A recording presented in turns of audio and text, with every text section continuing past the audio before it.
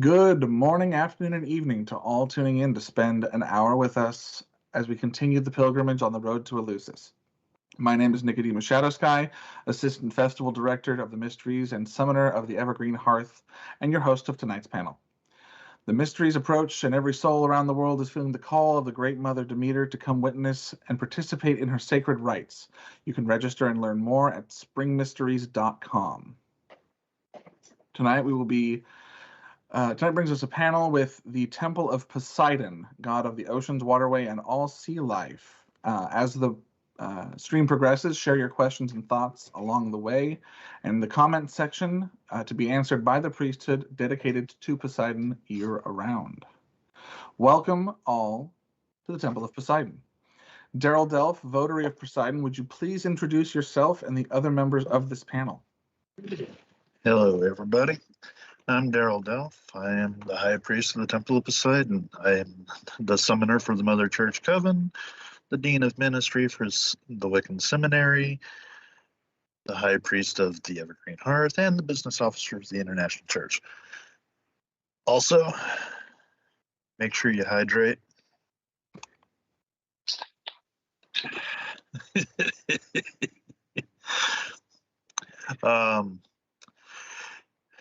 Dusty is the vessel of Poseidon for this year, and Kieran is a votive of the temple.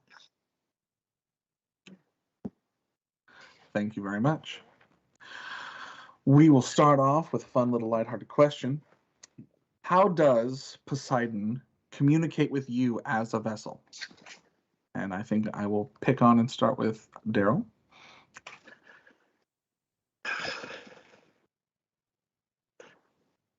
Actually, repeat the question. How does Poseidon communicate with you? Through emotion.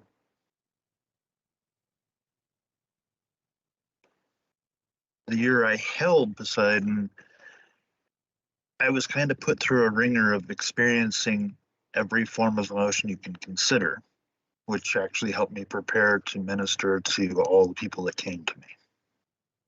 So understanding the emotional states, taking the lessons of those states into yourself allows you to, calm the waters a bit. Excellent. And we'll move on to Kieran. Mine would probably be mostly emotion as well. Working with him led to a lot of intense feelings, and also learning which emotions I needed to outwardly express versus which emotions I needed to more or less keep to myself, which was a very powerful lesson for me, I think. Excellent. And Dusty, how have you been finding Poseidon communicates with you? I have found that he is very brief when he talks to me. It is, he feels like he's been doing a lot of talking for a long time and that no one's been listening to him. So but I will tell you this, that when I went to the Georgia Aquarium, while I was the vessel, we got to go to the Georgia Aquarium, and he wouldn't stop. Oh my goodness, look, that's a spider crab. Those get as large as a Volkswagen. Oh my God, I can't believe that they actually have whale sharks in here. And then he was so excited about all of the wildlife. So for me, the closer I've gotten to his realm, the more friendly and active his communication has been. Awesome. An interesting... Oh, Daryl, yeah? I have to say, a lot of people get upset about the captivity of animals and whatnot. Poseidon actually really likes aquariums because it helps people understand the importance of his realm. They are temples all over the place. So he would not stop talking about the fact that the aquarium in Georgia that all of the dolphins there are rescues, and that they have to be trained not to be afraid of the tank because it's so deep that none of them have ever experienced being in water that deep before. But it's deep enough that they can swim or jump as high as that they physically can and dive as deep as they physically can. And yeah, he was all about it. He thought that was the bee's knees. That's awesome. An interesting question to follow, especially with the response of emotion in the first question. The question is, what kind of feelings do you get when you feel Poseidon?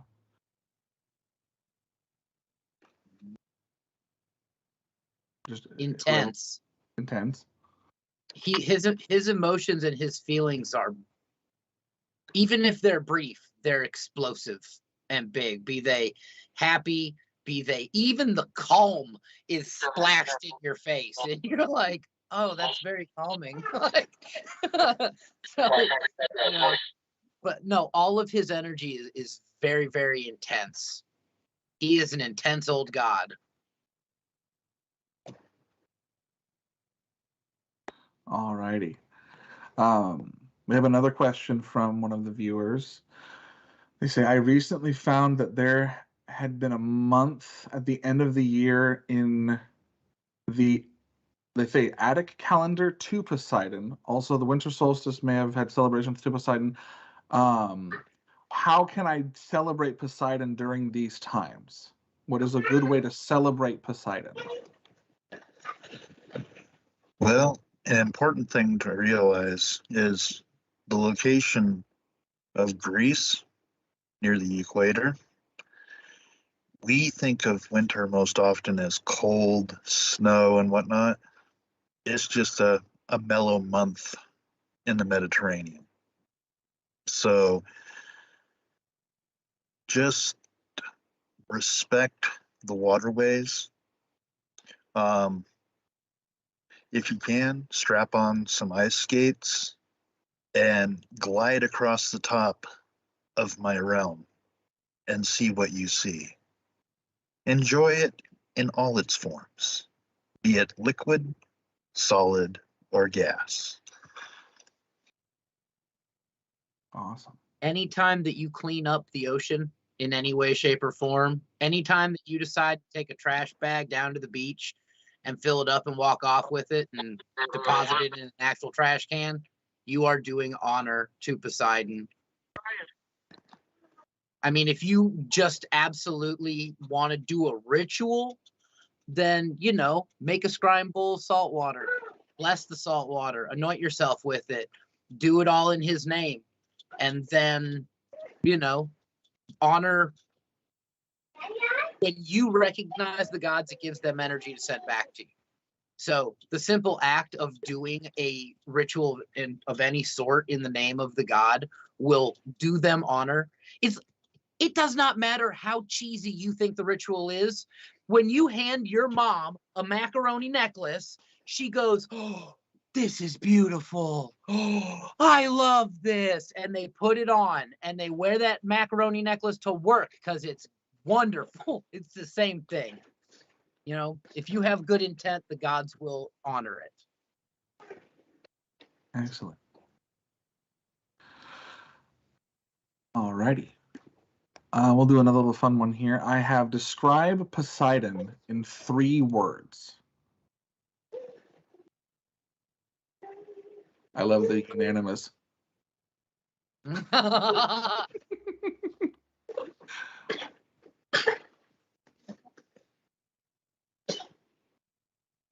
We're being far too thoughtful for this.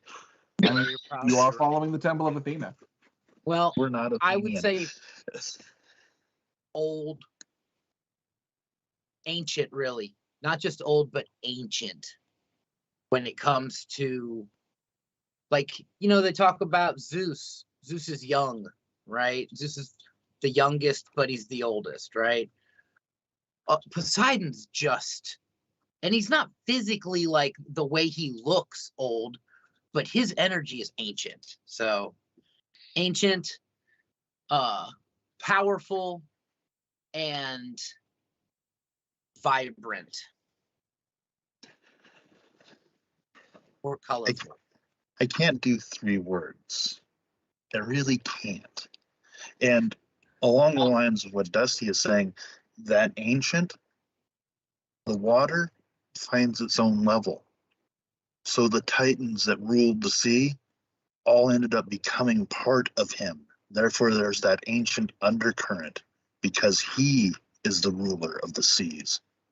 No other can stand against him. And if you do, he pulls out the mighty earth shaker, and then you got some real problems. I'm going to tell a story about Bella. So we go to the ocean, and we walk into the ocean, and she just got hit perfectly by the water that it took her bikini up off of her. And so all of a sudden she went, oh, but when she went, oh, the next wave went right down her throat. So now all of a sudden she's drowning. She's naked. She's in the ocean. And I walked over and I just grabbed her and put my back to the ocean and blocked wave after wave as I put her bikini back on her and pulled her blue lip out of the ocean and saved her from drowning. But holding back the ocean wasn't easy. Like, it wasn't easy at all. So I had to use serious magic. All right. That's awesome. That same trip, Bella stepped on a dolphin in the ocean. She stepped on it, it was like, and swam out from under her foot. Yeah, so that was kind of cool. It kind of reminds me of my younger brother and I had a test of manhood where we kept walking into the ocean on a rainy day, and the whole reason we stopped was because literally 5 feet away from us, a seal pops up its head and starts looking at us, and we're like, you know who wins? Poseidon wins. Let's go. Poseidon wins. That's awesome. Yeah, the very first time I went into the ocean ever, I knew Bella, and I went, Poseidon, and this wave went whoosh into the hit me right in the face and knocked me over. Yes. Awesome. Kieran, did you have the 3 words? He's on the phone.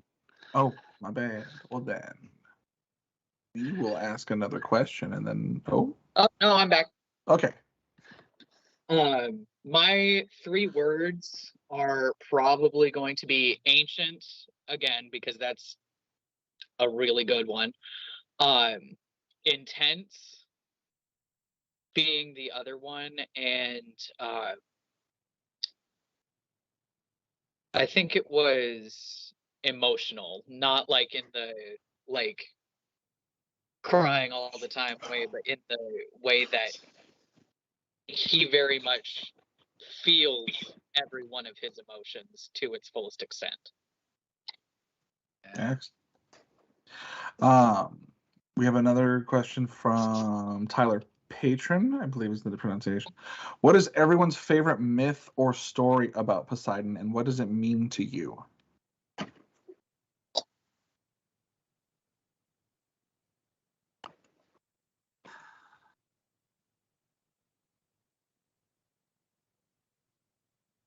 Y'all really follow the Temple of Athena here.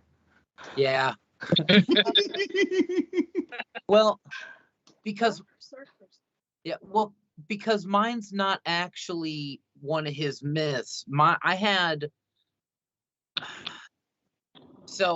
this dream when I first met Bella. Okay, I had literally the night after I got my dedication into the Covenant of Wise. I've just moved from Ohio. I have known these people for like a month, right? I'm in this new place, and now I'm dedicated to a coven of witches, which I had wanted, but still. Anyway, so I have this dream, and I wake up in the dream, and it's all very real. And there are geysers shooting up everywhere, but no water's hitting the ground, and it's mist everywhere and dunes of sand, but I'm in a city, right? And all of a sudden, Poseidon pops in my head and says, I want you to dedicate to me. And I realize I'm under the ocean. Even though I'm not wet, I'm under the ocean. I'm in his realm. And I said, I'm sorry, sir. I just dedicated to Bella, and I'm going to have to ask my high priestess before I dedicate to someone else. And he kicked me out of the dream. Like, I just woke up. I'm loyal to a fault. I don't know what you want. But anyway, I got this double-edged energy of disappointment and respect from him. And even though I did not dedicate to Poseidon in that moment and have never dedicated myself to Poseidon till I was his vessel, right? That keep your loyalty, because even though it will bring disappointment, those same people will respect you because you were loyal and you kept your word, has stuck with me. So, and I feel like it's kind of more important to share that message than one of the myths that you can find inside of the internet. But I will now pass it on to my brothers. Kieran? Okay. I was really hoping you would go before me. So a lot of my most powerful experiences with working with Poseidon didn't come from the myths either. A lot of them really did come from like my dreams and my personal experiences. Like, I had the most intense dreams that I have had in a very long time while working with Poseidon, and I usually don't remember my dreams. But if I had to absolutely pick a myth, I had to look this up on one of my work computers because I couldn't remember how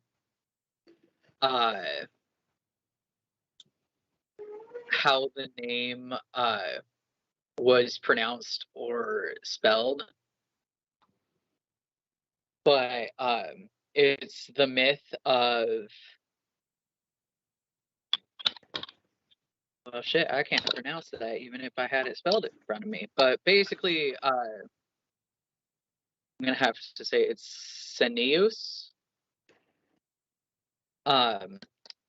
She was originally, so he, I guess, was originally a woman named Sinis, who was transformed into a man by Poseidon. Basically, the whole thing was Poseidon slept with her and afterwards, like, offered her whatever she wanted, and she said, "Turn me into an invincible man." And as a trans man, that really speaks to me.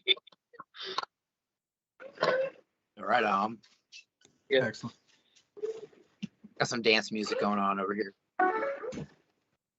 So I just want to say real quick that my favorite actual like story about Poseidon is the Odyssey, and the fact that he jerks Odysseus around until Odysseus finally is like, okay, fine, I need the gods' help. And it teaches us that even as capable as you are, you shouldn't just spit in the face of the gods because you don't think you need their help. The worst that happens from you saying, hey, deities, please bless me in this, is that they don't listen.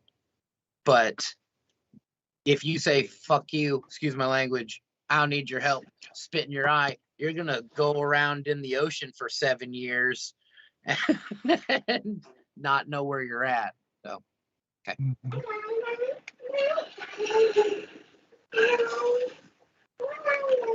Yeah, the other thing is, if you're not a good sailor, don't set out on my waters. Odysseus can blame me for a lot of things, but sometimes he's just an idiot that doesn't know, up from down. Did everyone see my Kaikion cup? Yeah, I saw that. You know what my favorite version of the Odyssey is? Oh, brother, where art thou? Yes. Yes. Me too. Everybody hydrate. I'll drink. It's almost as bad as a witches and wine episode. Hydrate. But everybody knows about the Odyssey. When he feels slighted, he is relentless. One of my things was the story of the individual that pissed Poseidon off. It's like, you're going to take this ore and you're going to go inland until people don't know what that is. When you find people that don't know what an ore is, that is where you're going to establish a temple to me and teach them about me. So he could be a bit of a dick. A little Also- intense. Question from Chris Coyle. What kind of offering would you offer Poseidon? What is an offering that you think of that is something that you would put on his altar or offer him in some way? Daryl, you had your hand up?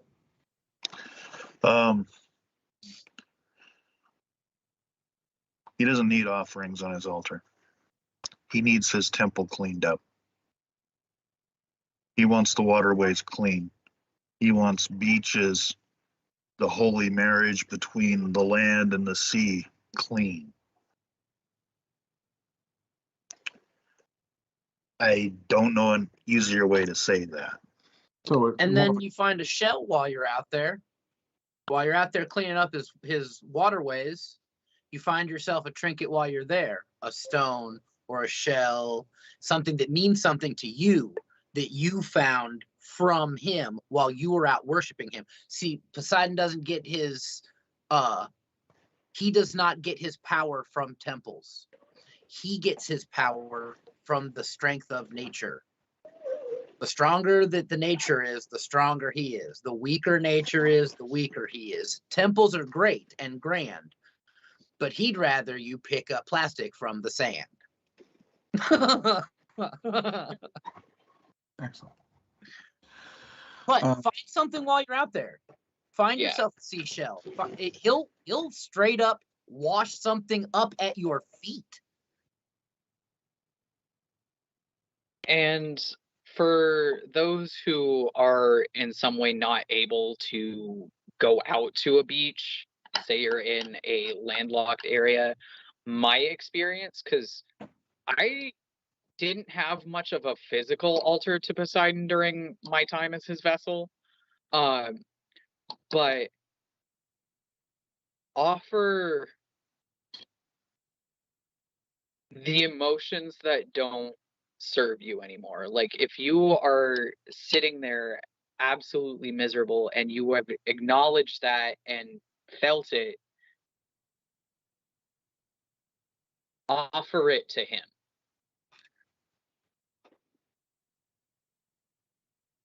Okay.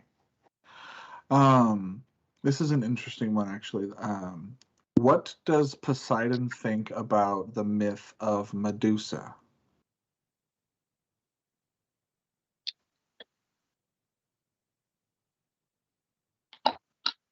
Okay. So If Kieran's got something, I'll go after Kieran. the one thing I will say about it is, in my experience, and this may not be the way everyone sees it, and I recognize that, but in my experience, there are many different facets of each god, and the one that, say, I connect with may be different than the one Dusty connects with, Daryl connects with, Nico connects with, anyone. But the reason for that is because there's so many different versions of each myth, and so it's hard to say what Poseidon's opinion of it is, because the version of Poseidon I may connect with may effectively be the one from a different version of the myth than you are thinking of. Sure.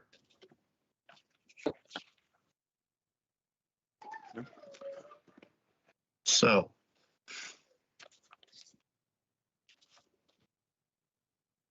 the gods get into conflict with each other. This happens. And sometimes emotions run away with us. And considering he is nothing but a wellspring of emotions, regrettable things occur. Horrible things occur. Just as people are not perfect, sometimes the god's actions aren't perfect. Does he regret it? That is above my pay grade. But there were lessons that needed to happen for the other gods and for Medusa herself. She is now a symbol of strength and power to an ever-growing population of women that shouldn't have to be an ever-growing population of women. So I have some strong personal feelings about it. Mhm. And I'm not going to go into it much more than that. Sure. Sure. I was going to say something very similar to what Daryl said, in that, you know, we can't really hold the gods to a literal sense of what happens in the stories. Mhm. You know, we talk about our great brother Zeus, and about how he brought order to the universe, and about how he was reared away from Kronos, who was gobbling up all of his children so that none of them could grow to adulthood. And then Zeus was brought in from a faraway land so that he could come full grown to fight his father, right? Well, then you start looking at the way that our universe is made up, and you find people that believe that Kronos, well, and Kronos did the same thing his father did, Uranus, right? Uranus was eating kids first. When you look at the development of our solar system, Uranus was the biggest planet, and every single planet that tried to form got sucked into him and became a moon. And then Saturn showed up, and he was the biggest planet, and he started sucking up all the other planets so that none of them, and they became moons and couldn't become planets. But there is mounting evidence that Jupiter may have started out as a rogue planet that came from outside of our solar system, crashed into it, inserted itself into where it is, knocked a bunch of shit free out of Saturn, and fixed the orbit and put our universe into order. So you can't necessarily take all of the stories as literal stories. Some of them might be telling you about astrological events, earth-changing events, or social events. Zeus complains all the time about the fact that the Greeks were taking over countries and blaming him for having sex with the gods. It was just them taking over countries. So the story of Medusa definitely has a villain, and that villain is definitely Poseidon.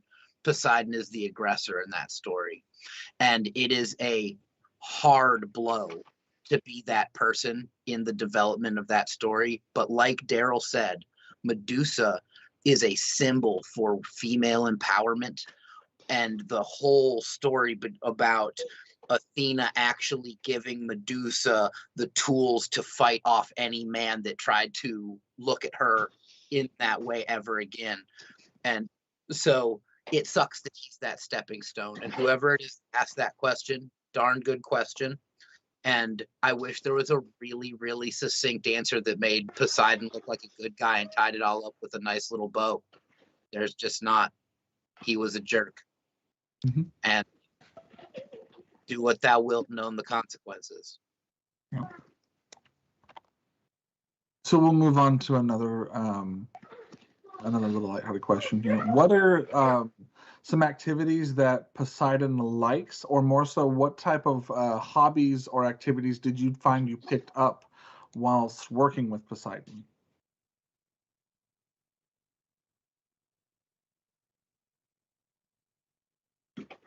muted.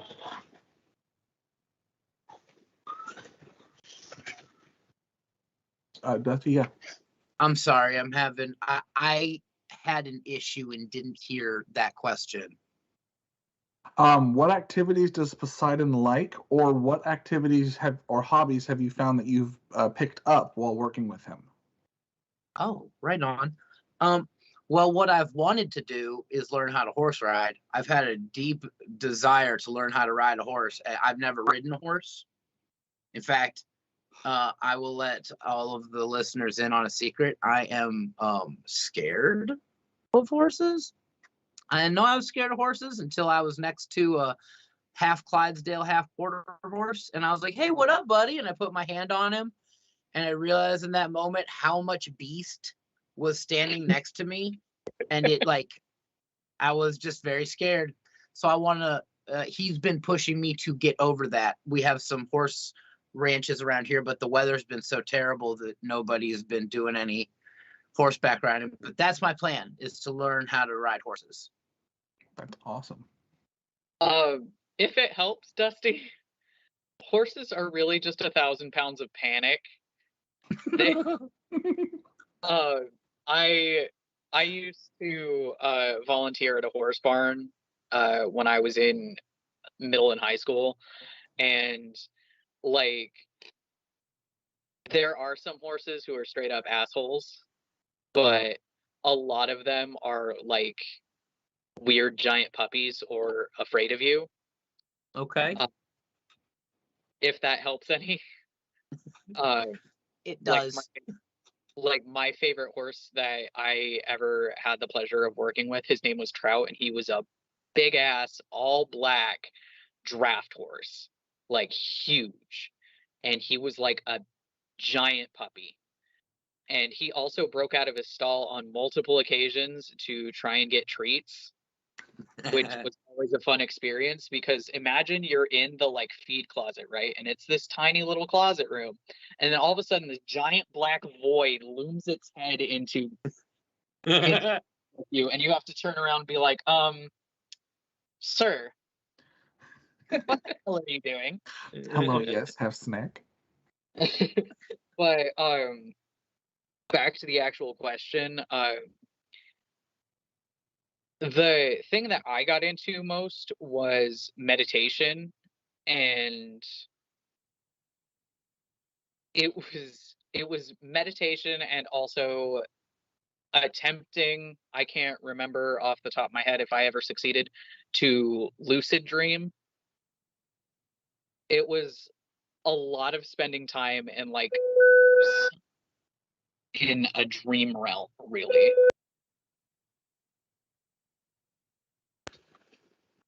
So I listened to lots and lots of music that elicited emotional responses. And he would listen to the same track over and over and over again just to experience it just a little bit deeper each time. I'd be sitting there just bawling listening to this track, and I'm like, okay, I'm exhausted. Time to go to bed. I was like, no, man, play it again. And now I have an entire crate full of DJ equipment. Nice. All right. So I've got some information that I promised Athena that I would share. Okay. I know, right? Leave it to Athena to take up our time too. Anyway, that's for all you Athenas out there. You know we love you. Okay, so they made Athena and Poseidon, the vessels of such, a couple this year. Like, I am Poseidon, Bella's Athena. So we're like, uh-oh, well, what's gonna happen? Well, we have found that they actually really like each other. Like, they have really, really enjoyed each other. And actually, this might give an insight to the Medusa thing. It's kind of a weird insight, but it might give an insight. What we have learned is that Poseidon represents the raw materials, the horse, the what is it, the saltwater springs. And then Athena comes behind him and goes, awesome resource. Here's how to refine it. You have the horse, here, have a bridle so you can ride that horse. Oh, you've got a salt spring, here's an olive tree so that it can be utilized and turned into into something that's profitable. And it has, over and over again, we have just seen how he brings something about and she refines it and makes it into something more pure, uses it in some way. So I thought that I would share that with everybody, because it's not every year that we have the vessel of Athena and Poseidon in the same household, let alone being husband and wife. We were like, what do you think this is going to do in the bedroom? Yeah, it's fine. You know, like, are we going to fight when we go to bed, sort of thing? Or are we going to, like, you sleep on this side of the room and I sleep on this side of the room? No, but it has been, we have found way more congruencies than oppositions. So that's been very interesting. All right. What was or is one experience or situation that you found yourself in that was just all about Poseidon's mysteries, lessons, that kind of thing? I know, Dusty, you and Daryl, you brought up cleaning the beaches and the oceans, but was there anything specifically that happened in your life or experience, either while the vessel or before that, that just kind of screamed Poseidon to you? I personally, I apparently ended up watching the documentary Blackfish on a loop for about 24 hours. Like, yeah, just over and over and over and over again. I think really what it was, it's similar to what Daryl described with the music. It was basically watching this piece that I had seen before, and it's, as much as it hits me emotionally, it is one of my favorite documentaries that I've ever watched, and I do periodically watch it again. But it was just experiencing this thing that elicited such emotion and was so geared to what he is about, that it was just making sure I have felt all of the emotions that can bring up in me and understood them to the deepest degree that I could. Excellent. With me, it is shedding the cage that I put around myself to keep the emotions under wraps, to constantly present the, hey, how you doing, you know, or, you know, get in the car and to just be. Don't try to filter, just be honest and let your feelings out, because if you keep bottling it up, you will explode. Experiencing and expressing emotion is safe. And any toxic masculinity BS that's been placed on you by society has only been put there to make you a good worker, a good cog. We don't need those. We got plenty of that. We've got machines that can do that for you now. So feel. It's okay to feel. It's okay to let it out. Because it'd be one of the best things for your emotional and mental health to just let go of trying to hold on so tightly. Pour water in your hand and try to hold it there while you squeeze your fist. Doesn't work. I'm convinced I'm taking my clothes off and running off into the water as we speak. I will be back. Or not. Well, bye, Dusty. Well, but I'll be back at Easter. Oh, there him goes. The plot twist is he's actually running into the hot tub right now. Yes. Saltwater hot tub. Oh. Hey, it's a saltwater tub. Hey, it's a saltwater tub. Hey. I went to the Georgia Aquarium while I was the vessel. Mm.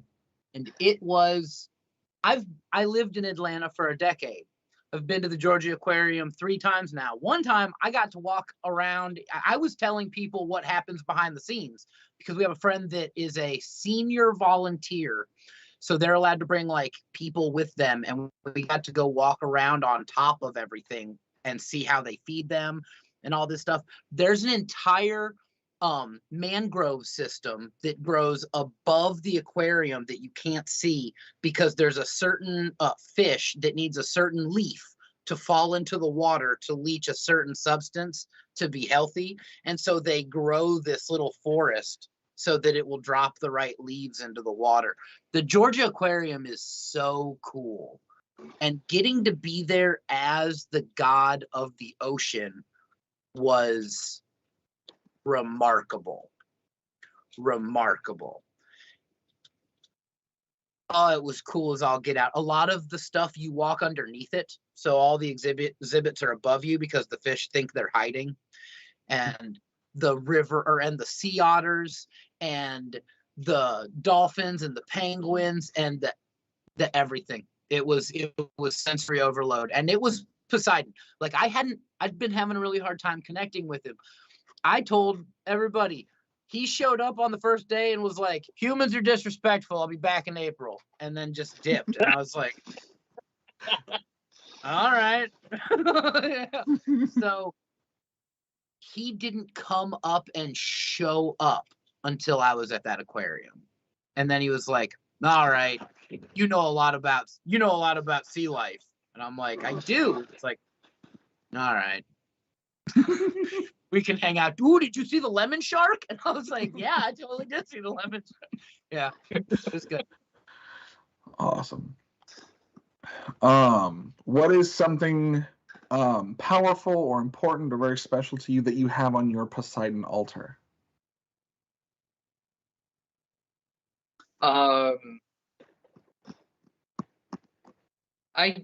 So like I said, I didn't have much of a physical Poseidon altar, but the closest thing that I do have to something very special is the circlet, the crown I got for Poseidon. I still have that, and it is genuinely one of my most prized possessions. Like, there's a lot of energy to it, and it's a reminder of the deep emotional experience that I had with Poseidon. And yeah, that's. Yeah, and I should have specified it doesn't have to be a specific altar for Poseidon, just on your altar for Poseidon. Excuse me. Oh. What is that? Oh no.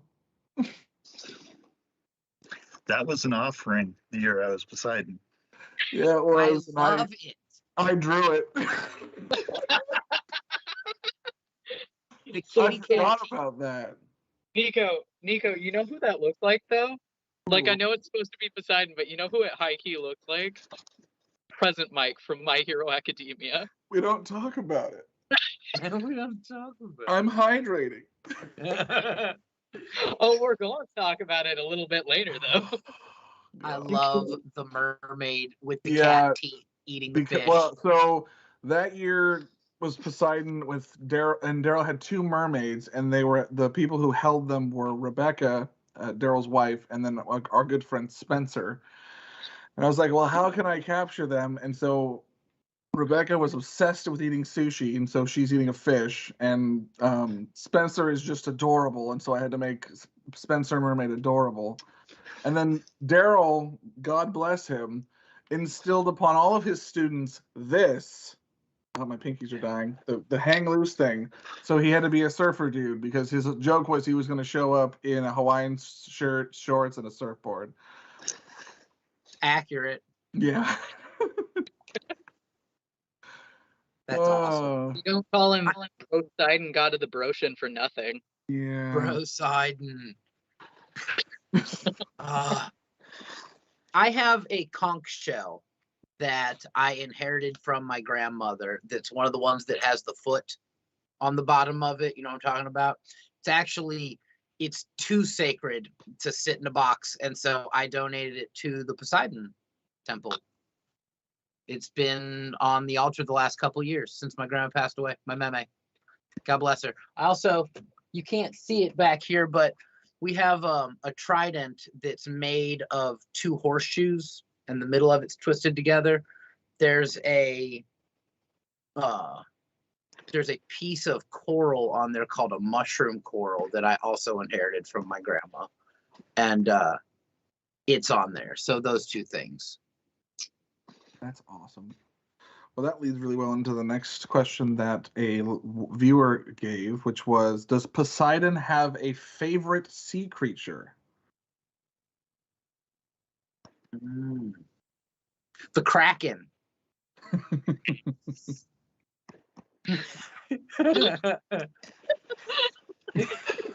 Hades has Cerberus, that faithful little dog.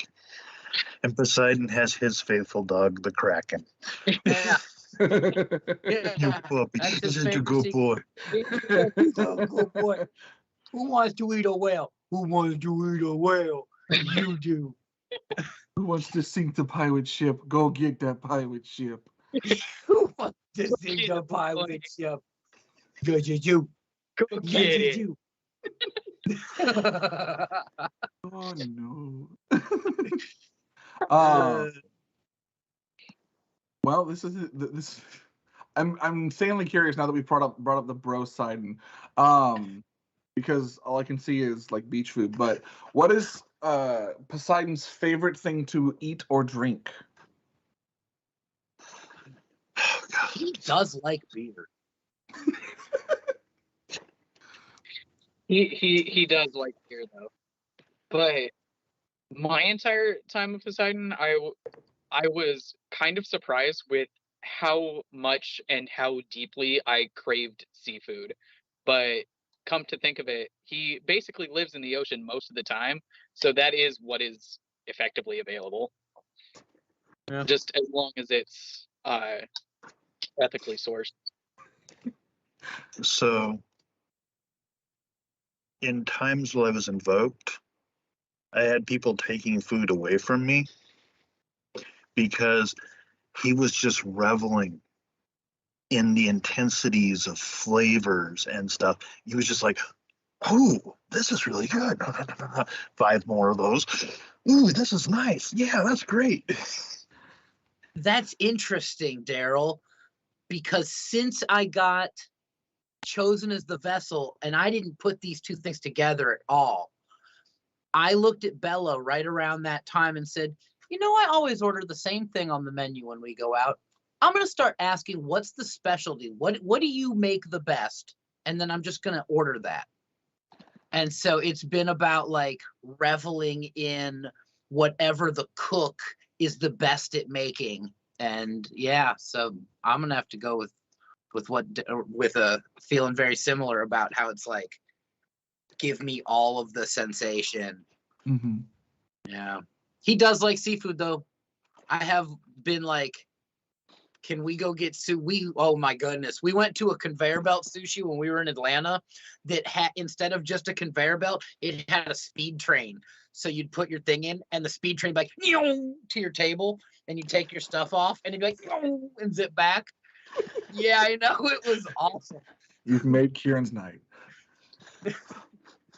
So actually, come to think of it, I think since my year as Poseidon was last year, I think that's when I actually got convinced to try sushi again, and now I'm obsessed with it.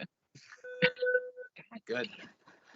Yeah, I can't eat sushi anymore because I overdid it doing all-you-can-eat sushi at Trappers. It do be Thank you, Nico. It do be addicting. Oh man, we went to an all-you-can-eat sushi place with Lou Oksana and John, my daughter and son-in-law, and John's a bodybuilder, and they literally had to change their entire format because John was going there and just eating for bodybuilding. And so now they have the all you can eat menu and the you can have one of these menu. You can have one of all of them, but only one per person. It's so ridiculous. That's awesome. We're getting pretty close to the end of the time, so I wanted to actually, Dusty, I would like, since I keep popping and seeing you doing it, can you explain to everyone the pose you are holding? Oh, my jibber jabber? Yeah. So at Spring Mysteries, we blend seamlessly invocation and the art thespian. And so one of the things that we teach is from the Mike Harris School of Acting, and it is the jibber jabber. Your jibber jabber is a pose that brings you instantly into character. As you can see, I am holding my trident mightily. This is my jibber jabber, so that I know. Yes, you see Daryl also gibbering and jabbering. Gibbering his jabber. I just like that it's holding the trident. Say that again, Kieran. I'm not sure you should be gibbering your jabber on a public live stream. They haven't gotten That's mad how about you get it the yet. clicks. Yeah, but he's got double tridents. Daryl's double fisting it. Get this fish right here. Considering the 60-pound trident we have in the breezeway here at the hearth. Anyway, That's as we awesome. get close to the end of our time, I was wondering if each of you could give us like a final kind of final thoughts or a takeaway from Poseidon. Let's start with Dusty. He really, you guys, the gods love us. Poseidon's really at the end of his rope with us. Like, of all the gods that I've ever held, most of them really see our flaws and our humanness, and they understand and they give us the benefit of the doubt, even when they're mad. He's really at the end of his rope. He does not feel respected. I wish that I could be like, hey guys, he just wants you to know that he loves you. He's really upset. We have to do more. We have to do more for our oceans. We have to do more for the planet. We have to be louder, vote with our dollar. He's actually, he likes that we use the reusable bags, but we use reusable bags because they made them cool, and we don't feel bad spending $1 to $5 on a cool bag that we're going to use over and over again. So they keep making them, and that's making them phase out other plastic bags because we have our reusable bags. You got to vote with your dollar. And he does care about you, but he really cares about the planet. It's blue because it's his. That's how he feels about it. All right. Kieran? Mine's a lot of what Dusty said, really. Like, the biggest thing that I learned with Poseidon was respecting not only others but yourself. So basically voting with your dollar to respect the planet and respect him, but also respecting yourself and not allowing yourself to be stepped over or walked all over. Yeah. All right. And Daryl? So he is upset because he's emotion. He can easily change the shape of the world with just a few shakes of his trident. But